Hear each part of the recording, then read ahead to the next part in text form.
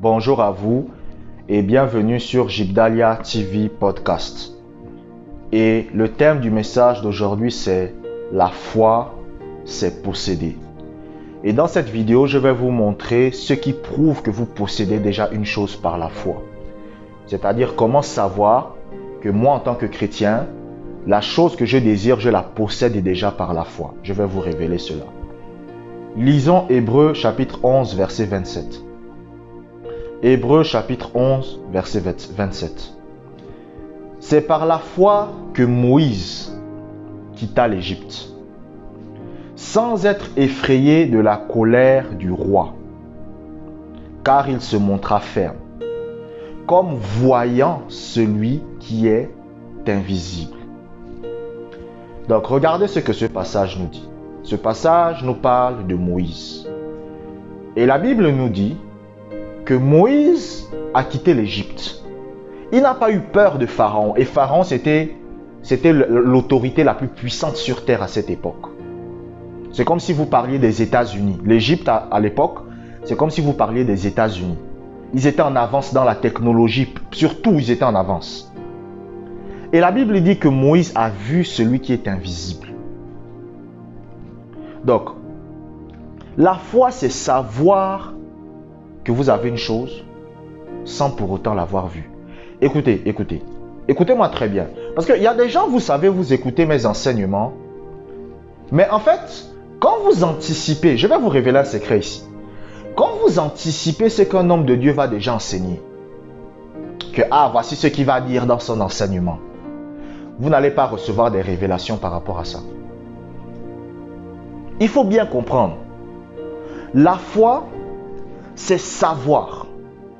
Je répète, c'est savoir que vous possédez une chose, que vous avez une chose, ou qu'une chose va être faite alors que vous n'avez encore rien vu.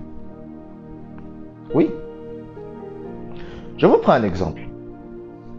Et peut-être que vous n'allez pas aimer cet exemple-là. Je sais qu'un jour, ma mère et mon père vont mourir, qui vont être enterrés. Je le sais. Même si je ne l'ai pas encore vu. Je n'ai pas vu que ma mère va être je n'ai pas vu ma mère être enterrée. Je n'ai pas vu. Mais je le sais déjà moi-même. Si vous êtes un enfant et vous pensez que votre mère ne va jamais mourir, ça veut dire qu'en réalité, vous n'avez pas encore un certain niveau de maturité. Mais quelqu'un qui a atteint déjà un niveau de maturité, vous savez vous-même. En fait, on n'a pas besoin de vous le dire. Vous savez que vous savez que vous savez que vous savez qu'un jour, quand votre mère sera vieille ou quand votre père sera vieux, il va partir. Il partira. Vous le savez. C'est une forme de foi. Parce que vous savez que quelque chose va se passer alors que vous ne l'avez pas encore vu. C'est la foi. C'est la foi. Écoutez, j'aime toujours vous prendre l'exemple de la vie courante. Parce que, en fait, il y a des gens, vous savez, la foi, c'est quelque chose de simple à comprendre. C'est simple à comprendre, la foi. Il suffit de regarder la vie de tous les jours. Parce que dans la vie de tous les jours, nous utilisons la foi. Lorsque vous allez dans votre travail, je prends par exemple ce mois-ci, vous allez au travail, vous travaillez. Vous n'avez encore pas reçu votre salaire. Vous le savez vous-même, que je n'ai rien reçu. Je n'ai reçu rien, mais vous travaillez quand même. Et à la fin du mois, votre patron vous dit, j'ai versé 2000 € dans votre compte en banque. Vous savez que la chose est faite. Vous n'avez pas vu la chose. Vous n'avez pas senti les billets dans vos mains. Mais vous savez que vous possédez déjà cette chose-là. C'est la foi. C'est la foi. La foi, c'est posséder déjà quelque chose, même si vous ne le voyez pas, même si vous ne le sentez pas. C'est ça qu'on appelle la foi. Vous savez que vous savez que vous savez que vous possédez déjà ça. Vous savez, une fois, je me rappelle, ma mère m'a dit, oh mais est-ce que tu peux me prêter de l'argent? Je l'ai prêté, hein. Mais j'avais des doutes. Je dis non, toi là, tu n'es pas quelqu'un qui rembourse. Donc là où je te prête, là, je sais que tu ne vas pas me rendre. Elle a dit non, je vais te rembourser. J'ai dit bon, j'ai donné. Mais j'avais des doutes. Donc je n'avais pas foi en elle. Je n'avais pas foi en elle. Les gens, écoutez, il y a des gens qui disent je marche par la foi, je marche par la foi. Mais lorsque vous avez des doutes, vous n'êtes plus dans la foi. Lorsque vous doutez, douter c'est quoi? Douter c'est que vous ne savez pas si la chose est vraie ou faux. Vous êtes dans l'incertitude. Le synonyme du doute c'est l'incertitude. Ce qu'on appellera la petite foi. Donc la foi c'est savoir. C'est savoir que je possède déjà une chose. C'est connaître que je possède déjà une chose. C'est comme une femme qui vient vous voir. Bon, vous êtes marié. Vous êtes marié. Et voici une femme qui est là devant vous. Vous avez des rapports intimes avec cette femme. D'accord? Votre semence entre en elle. C'est-à-dire, votre semence entre dans cette femme. Quand votre semence entre dans cette femme tombe enceinte. D'accord? Et cette femme est enceinte maintenant. Quand cette femme est enceinte, vous savez que vous avez déjà l'enfant. Mais est-ce que vous avez touché l'enfant entre vos mains? Vous avez porté l'enfant entre vos mains? Non. Vous avez touché l'enfant? Non. Est-ce que vous avez vu l'enfant de vos yeux? Non. Mais vous savez déjà que vous avez l'enfant. Avant même que l'enfant ne sorte du ventre de la femme, vous avez déjà choisi un prénom pour lui. Avant même que l'enfant ne sorte du ventre de la femme, vous avez déjà payé des vêtements. Avant même que l'enfant ne sorte du ventre de la femme, vous avez déjà payé les trucs, les soins pour bébé. C'est de la foi. Parce que vous n'avez encore rien vu. Et toutes les femmes stériles qui m'écoutent, je décrète et déclare que vous aurez un enfant au nom de Jésus-Christ. Je décrète et déclare qu'à partir du moment où vous écoutez cet audio, l'année qui suit, vous aurez un enfant au nom de Jésus-Christ. Donc, c'est ça. Amen. Nous allons lire un deuxième passage biblique. Nous allons lire Psaume chapitre 1, versets 1 à 3. Psaume chapitre 1, versets 1 à 3. Heureux l'homme qui ne marche pas selon le conseil des méchants, qui ne s'arrête pas sur la voie des pécheurs et qui ne s'assied pas en compagnie des moqueurs, mais qui trouve son plaisir dans la loi de l'Éternel et qui la médite jour et nuit. Il est comme un arbre planté près d'un courant d'eau, qui donne son fruit en sa saison et dont le feuillage ne se flétrit point. Tout ce qu'il fait lui réussit. Amen. Donc, ce passage biblique, c'est le roi David qui parle. Il dit que heureux l'homme qui ne marche pas selon le conseil des méchants, qui ne s'arrête pas sur la voie des pécheurs et qui ne s'assied pas en compagnie des moqueurs, mais qui trouve son plaisir dans la loi de l'Éternel et qui la médite jour et nuit.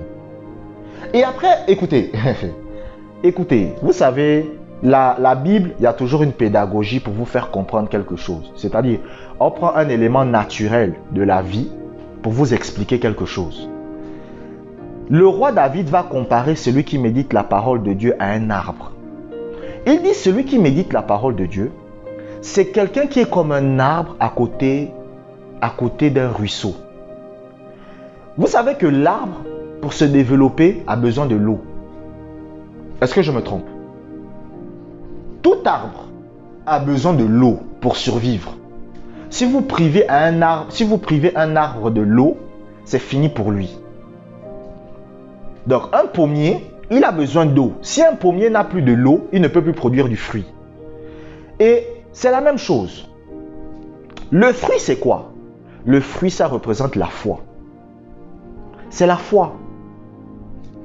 Donc, quelqu'un qui veut avoir la foi, quelqu'un qui veut développer la foi, il doit méditer la parole de Dieu.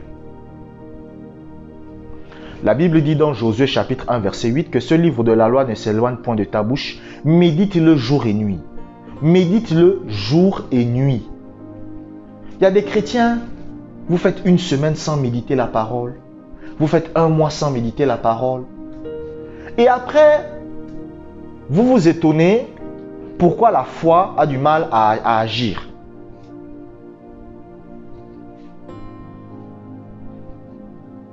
Il y a des chrétiens, vous ne méditez pas. Mais vous vous étonnez pourquoi votre foi ne se développe pas. Et j'ai fait une vidéo là-dessus, comment méditer la parole de Dieu. Je donne 3 étapes pour méditer la parole de Dieu. Vous méditez la parole de Dieu comment? Vous prenez un passage biblique, vous le lisez.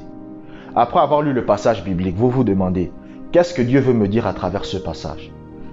Lorsque vous comprenez ce que Dieu veut vous dire à travers ce passage, vous ne faites que penser à ça. C'est ça la méditation. C'est ça la méditation. Vous ne faites que penser à ça. Et la méditation de la parole de Dieu développe votre foi. Votre foi se développe à travers la méditation des Écritures. Et vous devez comprendre que même la méditation des Écritures vous permet de mieux écouter la voix de Dieu. Les gens ne comprennent pas c'est quoi la voix de Dieu. Écoutez, je fais une petite parenthèse pour vous expliquer c'est quoi la voix de Dieu. La voix de Dieu, c'est la pensée de Dieu. C'est ça la voix de Dieu. La voix de Dieu, c'est lorsque Dieu vous communique sa pensée. C'est ça qu'on appelle la voix de Dieu. Donc, lorsque vous méditez la parole, vous aurez une plus grande capacité à recevoir les pensées de Dieu, même si vous n'avez entendu aucune voix. Moi, je n'écoute pas la voix audible de Dieu. Je me rappelle une fois, c'est une parenthèse que je suis en train de faire. Je me rappelle une fois, il y avait une fille, je voulais de cette fille-là, elle me plaisait beaucoup. Mais dans mon cœur, je sentais que je devais pas, cette fille-là n'était pas ce qu'elle prétendait être. C'est-à-dire que je forçais, mais je sentais moi-même dans mon cœur que cette fille-là, elle dit qu'elle prie, qu'elle lit la Bible, qu'elle est chrétienne, mais quelque chose me disait en moi-même que non, il y a quelque chose qui cloche. Et après, je me suis séparé. Et après, j'ai découvert moi-même des choses. Et j'ai dit, ah, Dieu m'a préservé. Parce que j'écoutais la voix de Dieu. La voix de Dieu, c'est la pensée de Dieu. C'est-à-dire, Dieu vous communique sa pensée. Maintenant, Dieu a différentes façons de vous communiquer sa pensée. Il peut vous communiquer sa pensée par un rêve. Il peut vous communiquer sa pensée par une intuition intérieure. Il peut vous communiquer sa pensée de différentes manières. Mais la voix de Dieu, c'est lorsque Dieu vous donne ce qu'il pense. Vous voulez épouser quelqu'un, vous voulez épouser un homme. Dieu va vous communiquer ce qu'il pense de ce que vous êtes en train de faire. Donc, c'est-à-dire que lorsque vous avez envie de vous marier avec cet homme-là, quelque chose à l'intérieur de votre cœur vous dit, n'épouse pas cet homme. Il y a une résistance. Pourtant, le gars est beau, le gars est mignon, le gars a l'argent. Mais quelque chose vous dit, n'épouse pas cet homme. Et après, quand vous n'épousez pas cet homme-là, à la fin, vous découvrez des histoires terribles sur lui. Qu'il viole sa fille, les trucs comme ça. Vous dites seulement, ah, Dieu merci, tu m'as préservé. Donc, la méditation de la parole de Dieu, lorsque vous êtes quelqu'un et vous avez l'habitude de méditer régulièrement la parole, Dieu va commencer à vous communiquer sa pensée de façon quotidienne. Vous n'allez pas forcément entendre une voix, mais il y a des pensées que vous allez commencer à avoir, que Dieu va vous donner, qui correspondent à ce qu'il veut que vous fassiez ou à ce qu'il veut que vous ne fassiez pas.